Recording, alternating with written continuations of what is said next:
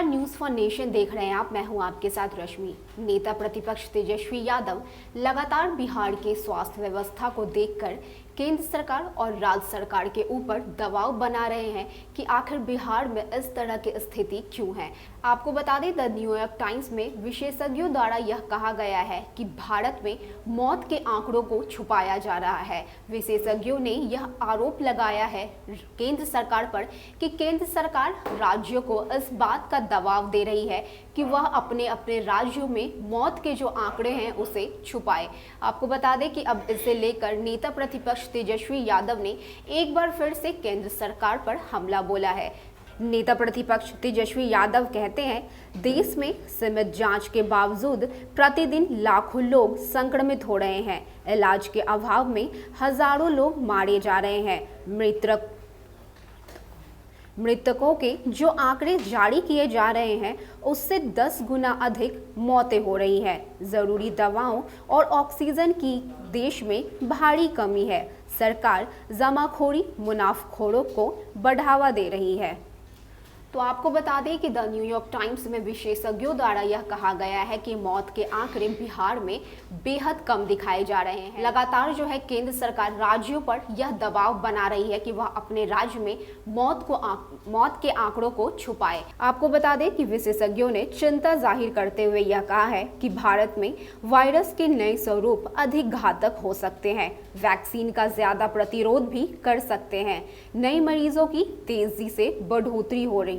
नए मरीजों की तेज बढ़ोतरी के पीछे वायरस के नए स्वरूप की भूमिका हो सकती है। देश के विभिन्न स्थानों पर शमशान घाटों में लोगों से हुई बातचीत से पता लगता है कि मौतों की सही संख्या सरकारी आंकड़ों से बहुत ज्यादा है। कुल मौतों का आंकड़ा 2 लाख के नजदीक पहुंचने की सरकारी जानकारी संदिग्ध है। विशेषज्ञों का कहना है कि नेता और प्रशासन बड़ी संख्या में मौतों की अनदेखी करते हैं या गिनती कम करते हैं। परिजन भी शर्म के मारे कोरोना से मौत की जानकारी छुपाते हैं। कभी न बंद होने वाले अहमदाबाद में एक बड़े विश्राम घाट में 24 घंटे चिताएं जल रही हैं। वहीं काम करने वाले लोगों ने बताया है कि उन्होंने पहले कभी मौतों का ऐसा आतंक नहीं देखा, लेकिन वे मृतकों के परिजन को जो पेपर स्लिप देते हैं उनमें मृत्यु का कारण नहीं लिखा जाता। इस पर सवाल पूछे जाने पर परिजनों द्वारा कहा जाता है कि अधिकारियों ने ऐसे करने से मना किया है। भारत की स्थिति पर गहराई से नजर रखने वाले मिशिगन यूनिवर्सिटी के विशेषज्ञ का कहना है कि यह पूरी तरह से आंकड़ों का संहार है। हमने जितने मॉडल बनाए हैं उसके आधार पर हमारा विश्वास है कि बताई जा रही संख्या से 2 से 5 गुना अधिक तक मौतें हो रही हैं। कुछ माह पहले भारत में स्थिति अच्छी थी। यह सोचकर कि बुरे दिन बीत गए, अधिकारियों और यहाँ के रहने वाले नागरिकों ने सावधानी बरतना छोड़ दिया, जिसका नतीजा है कि अब अनगिनत भारतीय सोशल मीडिया पर अस्पताल, बेड, दवाइयाँ और सांसों के लिए ऑक्सीजन दिलाने के हृदय विदारक मैसेज कर रहे हैं। अखबार नेशनल इमरजेंसी जैसे हेडलाइंस लगा रहे हैं। देश भर में सामूहिक अंतिम संस्कार हो रहे हैं। कई बार दर्जनों चिताएं एक साथ धधकती है, जबकि दूसरी ओर भारत का वैक्सीन लगाने का अभियान घिसट रहा है।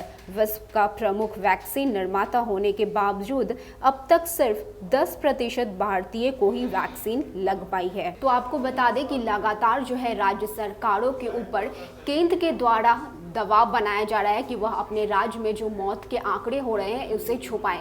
ऐसा हम इसलिए कह रहे हैं क्योंकि जो परिजन शमशान घाट पर पहुंच रहे हैं वह पेपर पर इस बात का जिक्र भी नहीं करते हैं कि उनके मृतक परिजन को कोरोना से मौत हुई है। आपको बता दें कि उनके द्वारा यह भी कहा गया है कि प्रशासन के द्वारा ऐसा करने से साफ मना किया गया है। आखिर अब देखना यह होगा कि इसके पीछे की सच्चाई क्या है। क्या सही में केंद्र सरकार के द्वारा राज्यों पर दबाव बनाया जा रहा है? क्या सही में मौत के आंकड़े जो हैं वो छुपाए जा रहे हैं? क्योंकि लगातार जो है नेता प्रतिपक्ष तेजस्वी यादव केंद्र सरकार पर सवाल उठा रहे हैं कि इस वक्त बिहार की जो स्थिति है, इसके साथ साथ पूरे प्रदेश की जो स्थिति है उसमें कहीं ना कहीं केंद्र सरकार जिम्मेदार है। अब देखने वाली बात यह है कि क्या जो न्यूयॉर्क टाइम्स में विशेषज्ञों द्वारा भारत को लेकर बताया गया है कि भारत में केंद्र सरकार मौत के आंकड़े को छुपा रही है, इस बात में कितने सच्चाई है। ऐसे ही तमाम अपडेट्स के लिए बने रहिए न्यूज़ फॉर नेशन के साथ। नमस्कार।